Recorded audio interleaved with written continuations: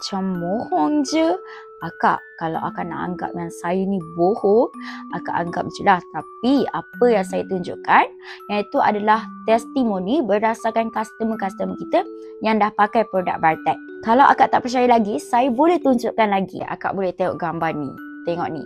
Akak ni dia ada masalah kulit juragat penuh satu muka. Tapi lepas dia pakai je produk Bartek, akak boleh tengok gambar ni pula. Nampak?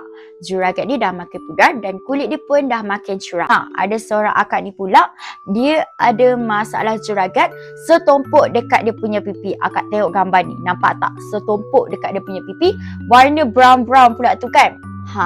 Yang ini pun dia pakai set juragat kita juga tau. Tapi dia ambil yang trial.